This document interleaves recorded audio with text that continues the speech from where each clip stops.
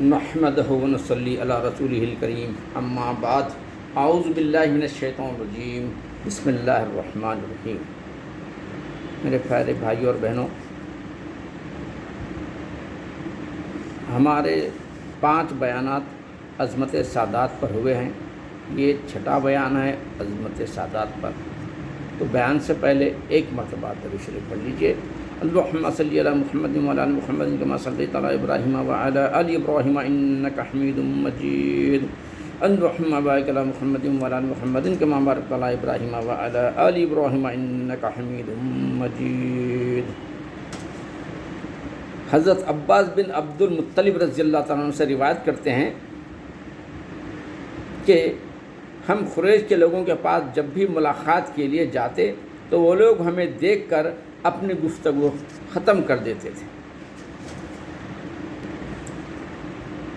آپ جب بھی حضرت عباس بن عبد المطلب جب بھی قریش کے بعض لوگوں کے پاس جب جاتے تھے تو جیسے انہوں جاتے وہ اپنی گفتگو ختم کر دیتے تھے، اس لیے کہ وہ گفتگو آپ کو سنانا نہیں ہے، یعنی آپ کے خلاف تھی ہوں گی، اسلام کے خلاف تھی ہوں گی، اس لیے انہوں جاتے منہ بند ہو جاتا تھا۔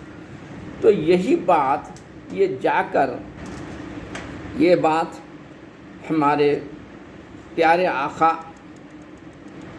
صلی اللہ علیہ وسلم کو معلوم ہوئی تو آپ نے فرمایا ان لوگوں کو کیا ہو گیا ہے کہ جب وہ باتیں کرتے ہوتے ہیں، جب باتیں کرتے رہتے ہیں، اس درمیان میں اگر میرے اہل بیت جب جاتے ہیں ان کے پاس تو ان کی گفتگو وہیں روک دیتے ہیں۔ تو سنیے غور سے، تو آپ نے فرمایا خدا کی قسم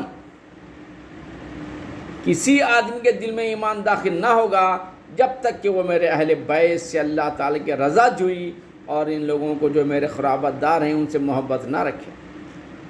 دیکھیے آقا نے یہ فرمایا کہ خدا کی قسم اگر کوئی میرے اہل بیت سے ذرہ برابر بھی عداوت رکھی تو وہ ایمان میں داخل نہیں ہوں گے۔ یہاں آپ صلی اللہ علیہ وسلم ایمان کا دار و مدار ہی حب اہل بیت کو قرار دے رہے ہیں۔ اب جس کے دل میں ذرہ برابر بھی ایمان ہے اس کو ضرور اہل بیت سے محبت و عقیدت ہوگی۔ ایسا نہیں کہ اہل بیت کے ایک فرد سے محبت رکھے، ایک خاندان سے محبت رکھے اور دوسرے خاندان سے نفرت رکھے،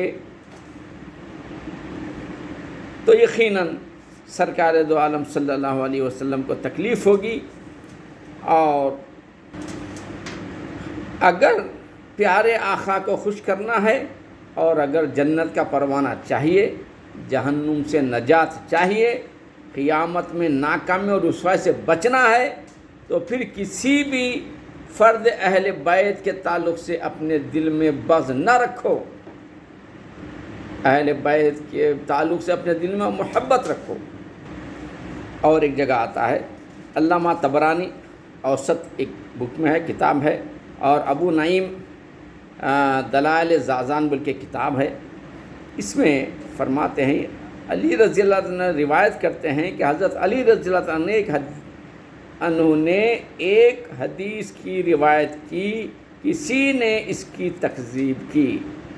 علی رضی اللہ تعالیٰ عنہ ایک حدیث بیان کر رہے ہیں اور کسی نے وہ حدیث کو تکذیب کی، یعنی جھوٹا کہا، تکذیب کی، جھوٹا کہا۔ حضرت علی رضی اللہ تعالیٰ عنہ نے اس کو فرمایا کہ اگر میں جھوٹا ہوں تو تجھ پر بد دعا کرتا ہوں۔ اس نے کہا کہ کیجئے، بس آپ نے بد دعا کی، وہ شخص ہمیشہ کے لیے نابینا ہو گیا۔ اللہ اکبر۔ دیکھیں ایسے واقعات آتے ہیں، یعنی اس نے آپ کو جھوٹا کہا اور وہ اس وقت میں علی رضی اللہ عنہ ناراضگی ہوئی اور انہوں نے اس کے حق میں بد دعا کی۔ اس نے کہا ہاں بد دعا کرو، میں سچ ہوں، جھوٹ بولتا ہے پھر سچ ہوں کہتا ہے۔ تو لازمی علی رضی اللہ عنہ کو اس بات پر غصہ آیا اور آپ نے کہا کہ اگر جھوٹا ہوں اگر تو مجھ کو جھوٹا کہہ رہا ہے، میں سچا ہوں، تیری آنکھ ضائع ہو جائے، تو اس کی نابینا ہوگا، ہمیشہ کے لیے نابینا ہوگا۔ دیکھیے اور ایک جگہ واقعات میں آتا ہے، علی رضی اللہ تعالیٰ عنہ ایک پہلوان سے جب مقابلہ تھا تو آپ نے اس کو گرا دیا، یعنی آپ اس کو قتل کر سکتے ہیں۔ جب بیٹھ گئے اس کے اوپر گرا دیا، اس کے پیٹ کے اوپر بیٹھے ہوئے ہیں، اس نے تھوکا علی رضی اللہ عنہ پر، تھوکتے ہی آپ وہاں سے اٹھ گئے، یعنی تھوکنے والا یہ سمجھا کہ میں تھوکا تو اور زیادہ سے زیادہ غصہ آنا، جلد سے جلد ختم کر دینا، تڑپا کے مارے کریں گے۔ آپ نے فوراً ہٹ گئے، تو پریشان ہو گیا اس نے اور پوچھا کہ آپ ایسا کیوں ہٹ گئے اور زیادہ غصہ آنا چاہیے آپ کے اوپر تھوکنے پر؟ آپ نے فرمایا جب میں تجھ کو پٹک کر بیٹھا تھا تیرے پیٹ پر، تو اس وقت میں اسلام کی خاطر تجھ کو گرایا، اسلام کی سربلندی کے لیے تجھ کو پٹکا اور گرایا۔ جب تو مجھ پر تھوکا تو وہ میرا غصہ اس میں شامل ہوگا، میں اپنی طرف سے کسی کو نقصان نہیں پہنچاتا۔ دیکھیں ایسے واقعات ہیں۔ یہاں دم ضدی آئی، آپ نے جھوٹا کہا، آپ نے کہا کہ تیری آنکھ چلی جائے، ہمیشہ کے لیے وہ اندھا ہو گیا۔ دیکھیے اہل بیت کا مقام کیا ہے۔ آتا ہے اللہ تعالیٰ کو آپ کی توہین اس قدر ناگوار گزری کہ آپ کو میں جھوٹا کہنے والے کی ہمیشہ کے لیے بصیرت چھین لی۔ یہاں پر غور سے سننے کی بات ہے، اس لیے ام المومنین حضرت ام سلمہ رضی اللہ تعالیٰ عنہا سے روایت ہے، قال رسول اللہ صلی اللہ علیہ وسلم، جس نے اللہ کے رسول نے یہ فرمایا، جس نے علی کو برا کہا اس نے مجھ کو برا کہا۔ دیکھیے اللہ اکبر، جس نے علی کو گالی دی اس نے مجھ کو گالی دی، سوائے اس کے کہ کیا اس کی بساط کے ساتھ بصیرت ایمان بھی خدا چھین لے۔ اور یاد رہے کہ اولاد رسول سے بغض و نفرت رکھنا سب سے بڑا جرم ہے، جس سے علی و فاطمہ رضی اللہ تعالیٰ عنہا اور خود رسول خدا صلی اللہ علیہ وسلم کو تکلیف ہوتی ہے۔ تو میرے بھائیوں، اہل بیت سے محبت رکھو۔ ایمان کی کسوٹی یہی ہے، ایمان کی مضبوطی یہی ہے، اللہ یہی چاہتا ہے۔ آپ غور کر کے دیکھیے، اللہ یہ چاہ رہا تھا کہ شیطان کو تو آدم کو سجدہ کر، اسی میں اس کی بھلائی تھی اور وہی چاہتا تھا اللہ تعالیٰ، اور وہی راضی کرنے کا طریقہ تھا، لیکن اس نے کیا کیا؟ نہیں اللہ کو مانا، آدم کو سجدہ ہے، تو اس کا کیا انجام ہوا شیطان کا؟ تو غور کریے، یہاں پر بھی اللہ تعالیٰ کہہ رہے ہیں جو میرے حبیب کو تکلیف دے مجھ کو تکلیف دیا، اور یہاں تک کہ جنگ کرنے کا بھی اعلان کر رہے ہیں۔ تو اگر ہم سرکار کو چھوڑ کر، اہل بیت کو چھوڑ کر، آپ کی محبت کو چھوڑ کر شیطان کی طرح اگر اللہ کو راضی کرنے کی کوشش کریں گے تو حال بھی شیطان کے ایسا ہی ہوگا۔ تو ہم کو چاہیے کہ اللہ کی عبادت، ہمارا آقا ایک بتائے ہوئے راستے پر چلنا ہے، اور اللہ خود کہہ رہا ہے وَاتِّعُوا اللَّهَ وَاتِّعُوا الرَّسُولَ، میرا رسول تمہارے لیے نمونہ ہے۔ تو ہم کو چاہیے کہ ہمارا ایمان اسی وقت مضبوط ہوگا جب ہم آقا کے محبت میں اور آقا کے اہل بیت کے ساتھ چلیں گے تو ہی ہوگا۔ اب آپ کو تو معلوم ہے، اس سے پہلے بھی ایک واقعہ جس وقت سرکار دو عالم صلی اللہ علیہ وسلم پہاڑ پر گئے اور جا کے مکے والے کو بلا کے کہے کہ یہ پہاڑ کے پیچھے ایک لشکر آیا ہوا ہے، تم پر اٹیک کرنے والا ہے، حملہ کرنے والا ہے، تو سب مل کے ایک زبان ہو کر ایک آواز میں کیا کہے؟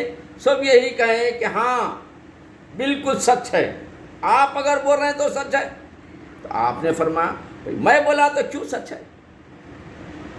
تو سبوں نے یہ ایک زبان ہو کر یہ کہا کہ آپ کو ہم کبھی جھوٹ بولتے ہوئے نہیں سنے زندگی میں، بچپن سے آج تک آپ جھوٹ نہیں بولتے، اس لیے آپ کی بات کو ہم مانیں گے، اور وہ لشکر آیا ہم پر حملہ کرنے، یہ سچ رہے گا۔ تو آقا نے کیا فرمایا؟ یہاں پر دیکھیے بڑا نقطہ ہے، یہاں پر کیسا نقطہ ہے دیکھیے، یہاں اللہ کا انکار کچھ بھی نہیں ہے، یہاں نقطہ پہچانیے پہلے۔ آقا نے کہا میں اللہ کا رسول بنایا گیا ہوں، تو جو دامن رسول میں آئے وہی اللہ والے ہوئے، جو دامن رسول سے ہٹ گئے وہ اللہ والے نہیں ہوئے۔ تو جس نے اس میں سے بہت سارے کیا کیے، ہاں اللہ کے، ہاں ہم آپ کو رسول مانتے ہیں، بہت ساروں نے مانا اور بہت ساروں نے منہ پھیر لیا اور وہ ایمان ان کا چلا گیا۔ تو میرے بھائیوں، سیدوں کا ادب کرو، آقا سے جڑے رہو، جب بھی ملتا ہے ٹائم اٹھتے بیٹھتے چلتے پھرتے آقا کے ساتھ جڑے ہوئے رہو۔ یعنی جڑنے کا طریقہ کیا ہے؟ آقا کا درود شریف پڑھتے رہو۔ وآخر دعوانا الحمدللہ رب العالمین۔ اللہم صلی علی محمد وعلی آل محمد کما صلیت علی ابراہیم وعلی آل ابراہیم انک حمید مجید۔ اللہم بارک علی محمد وعلی آل محمد کما بارکت علی ابراہیم وعلی آل ابراہیم انک حمید مجید۔